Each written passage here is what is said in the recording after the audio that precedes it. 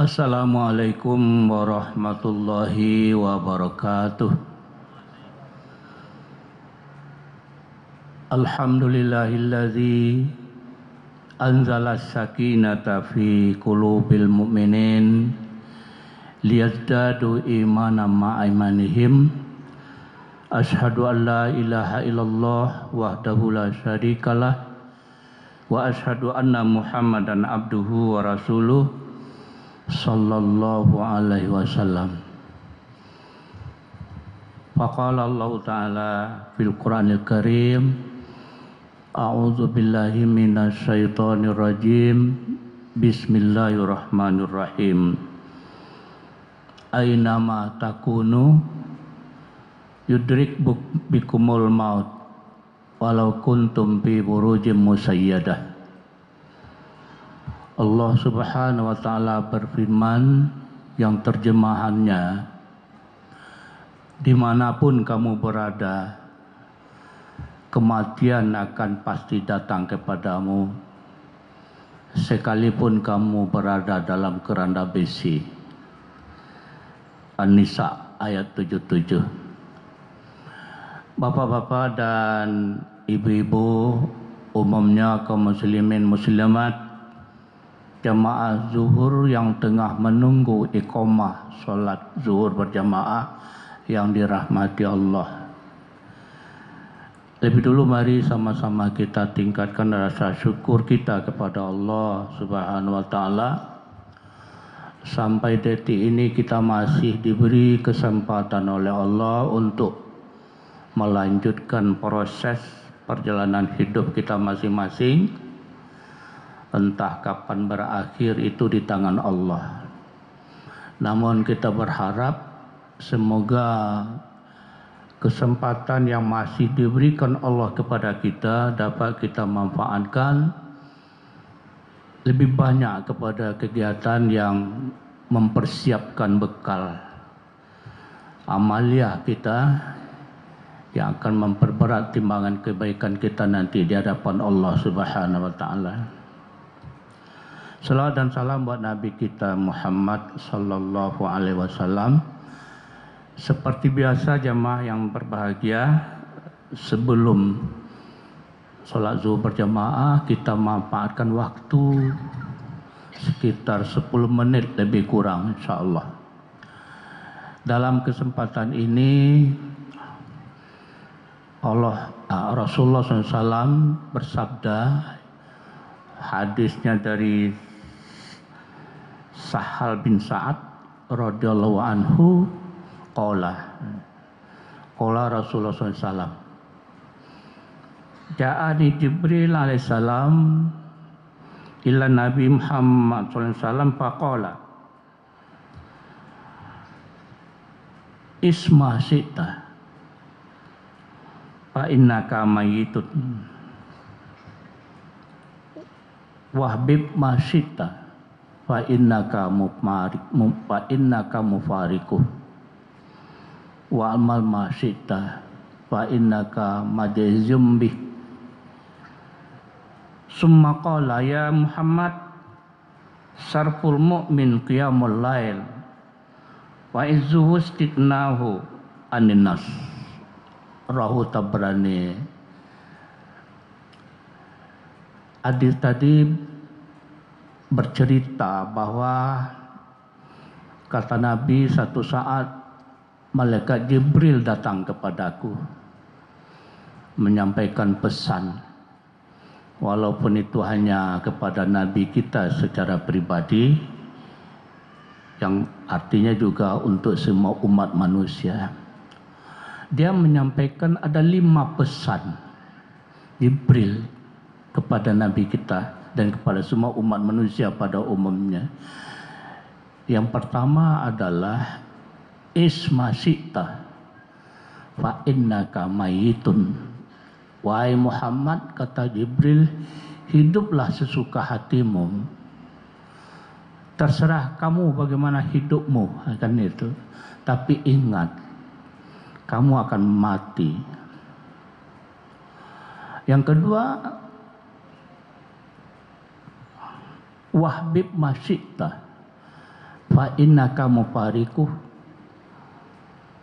cintailah olehmu apapun yang menjadi objek kecintaanmu, tapi ingat satu saat akan berpisah dengannya.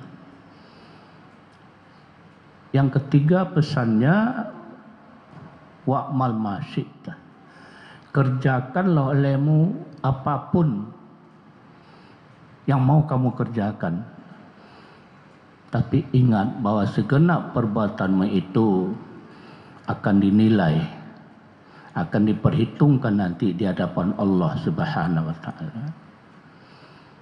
Yang keempat, ya Muhammad, kata Jibril, syarful mu'min qiyamul lail, kemuliaan seseorang mukmin itu terletak sejauh mana dia bisa menegakkan salat malam.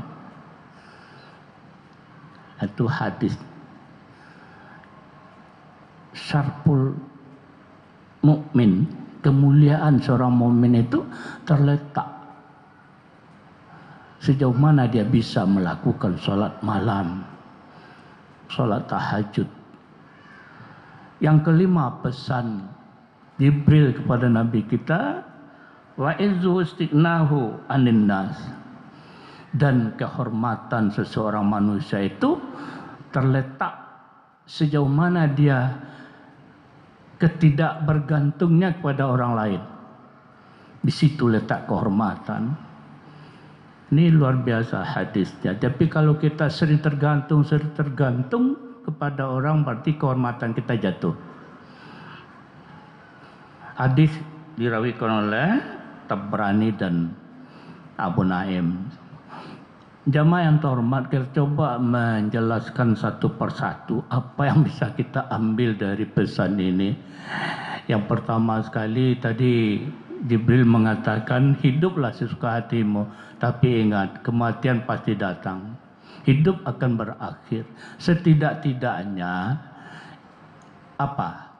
Implementasi hadis ini memperpendek angan-angan kita untuk dunia, tapi memperpanjang persiapan kita untuk akhirat.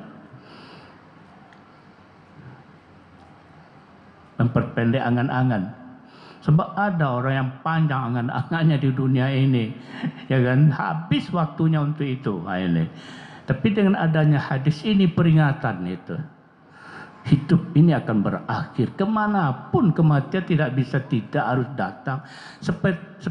Sebetulnya yang pasti dalam hidup ini apa? Kematian. Itu pasti. Itu yang pasti. Hidup besok belum tentu, tapi kematian pasti. Cuma waktunya yang dirahasiakan Allah. Rahasianya itu. Waktunya yang dirahasiakan Allah. Tadi kita baca ayat An-Nisa 77 itu. Apa kata Allah di dalam ayat itu? Dimanapun kamu berada, nama takunu, yudrikumul maut, kematian akan menjemputmu, walau kuntum fi burujim musayyadah, sekalipun kamu dalam keranda besi yang apa udara pun tidak ada hambatan malaikat maut untuk datang mencabut roh seseorang. Ayat Quran itu. Jadi maksudnya jamaah yang berbahagia, tentu kita kembali lagi ke awal. Apa fungsi tujuan kita diciptakan Allah? Tujuan kita jelas untuk mengabdi kepada Allah, berta'abbud kepada Allah. Kapanpun, dimanapun. Wa ma khalaqtul jinna wal insa illa liya'budin, kata Allah. Aku tidak jadikan jin dan manusia itu melainkan untuk mengabdikan dirinya kepada aku, menyembah aku. Jin dan manusia. Jadi yang jelaskan tugas pengabdian itu oleh Allah hanya dua makhluk saja, manusia dan jin. Yang lain tidak, binatang tidak termasuk. Tapi jin dan manusia Allah ciptakan untuk mengabdi kepada Allah. Jadi kalau begitu kematian akan datang, apa maksudnya? Sehingga kita ini bisa menjadikan segenap aktivitas kita itu menjadi ta'abbud kepada Allah. Kan itu artinya. Berapa umur kita? 50 tahun, 70 tahun nanti.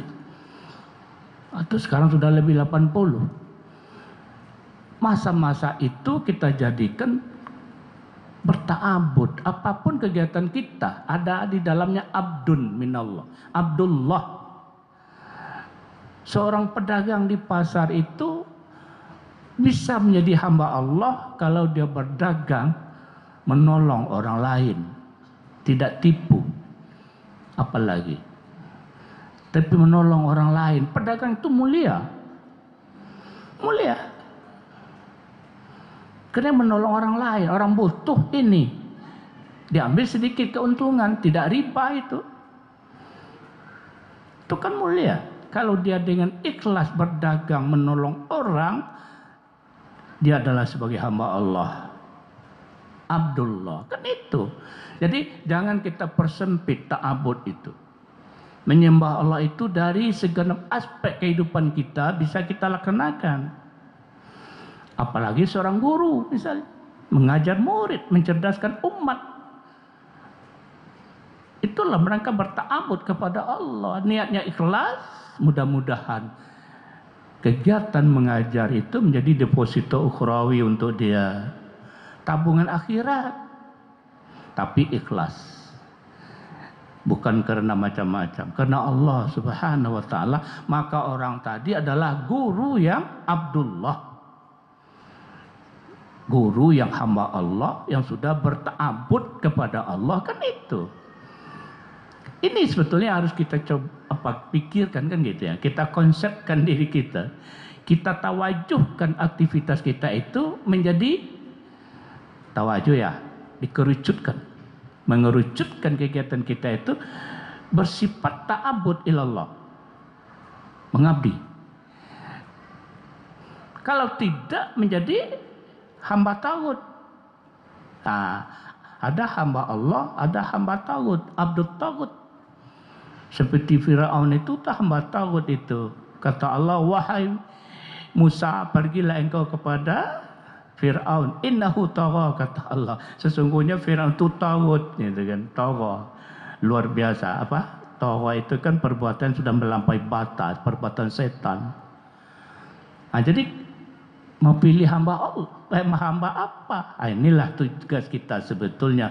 Dengan hadis tadi kita bisa memformat, apa istilah, mengerucutkan aktivitas kita itu masuk ke dalam ta'abbud ilallah. Seorang istri di rumah tangga, kalau dia ikhlas meladani suaminya dari segala macam, ya kan, menyiapkan makan habis sholat Jumat suami misalnya, dan ikhlas karena Allah,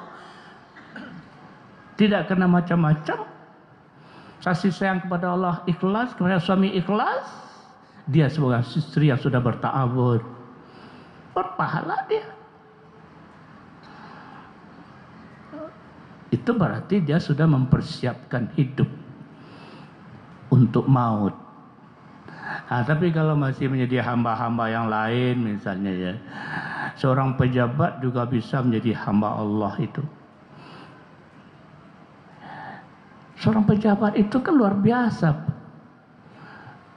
perbuatan yang sangat-sangat apa ya, menolong orang, mengayomi orang, apalagi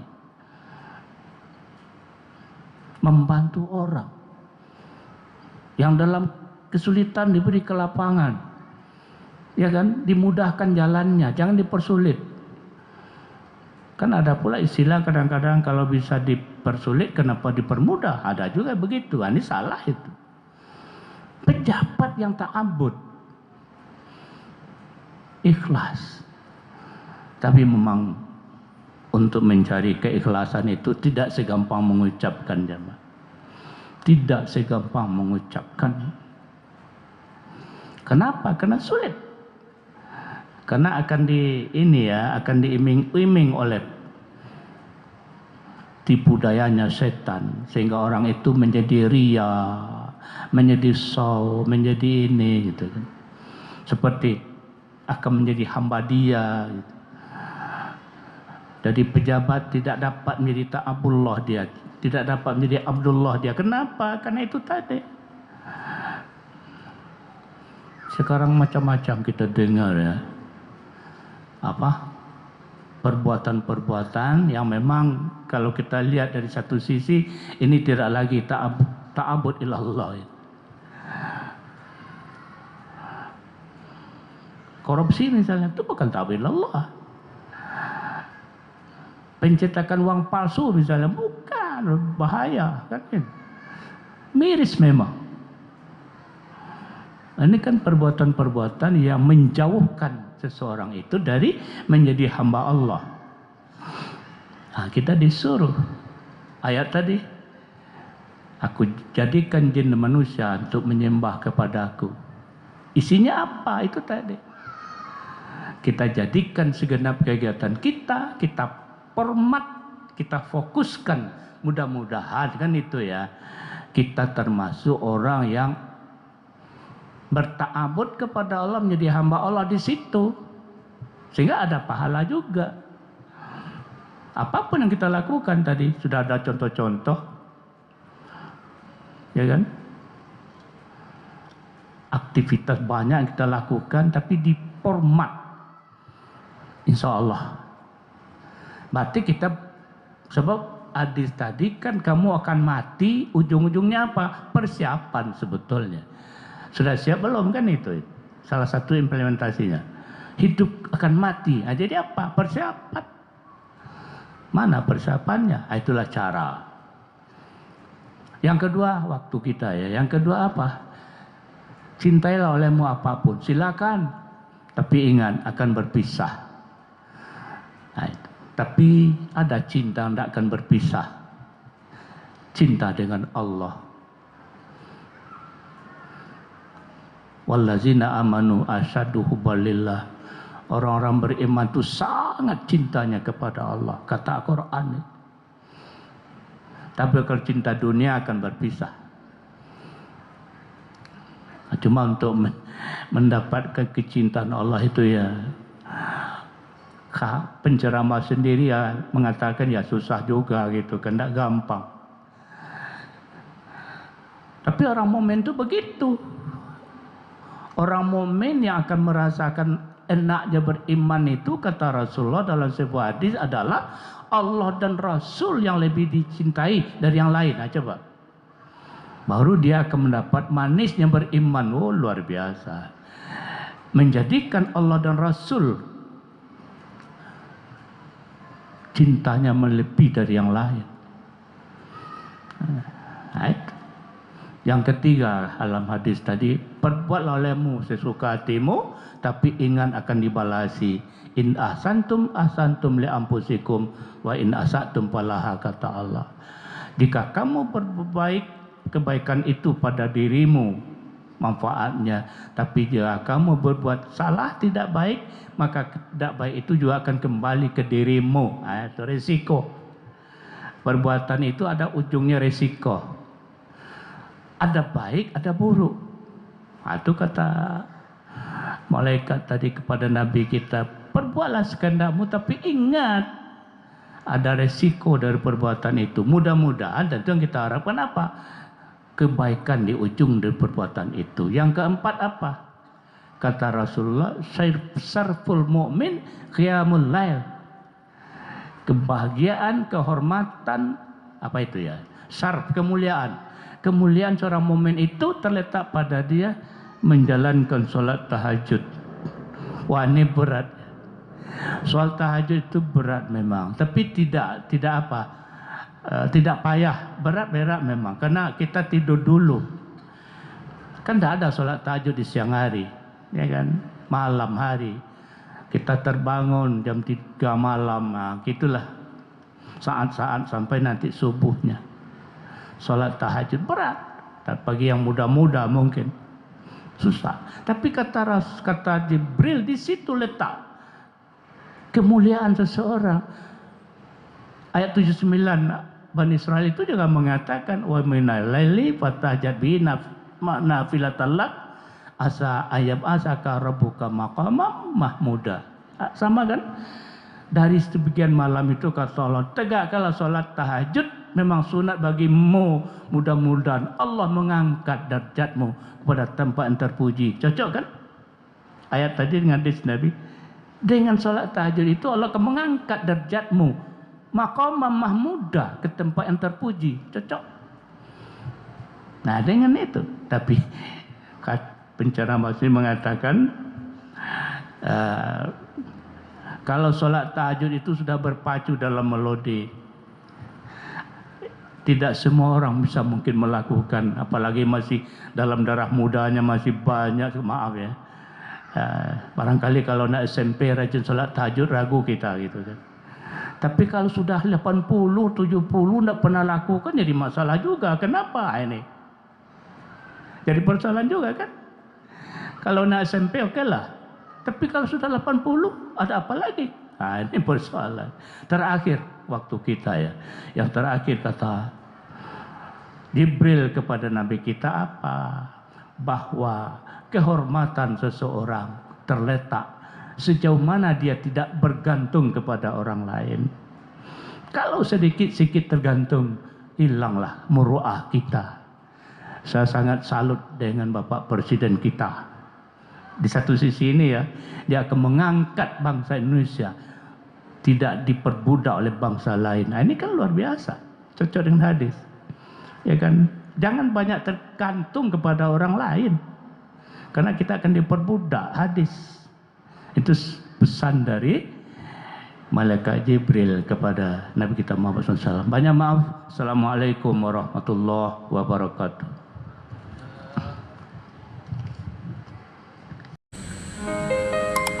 Allahu Akbar, Allahu Akbar. Ashhadu an la ilaha illallah. Ashhadu anna Muhammadar Rasulullah. Hayya 'alas salati, hayya 'alal falah. Qad qamatis salat, قد قامت الصلاة. الله أكبر، الله أكبر. لا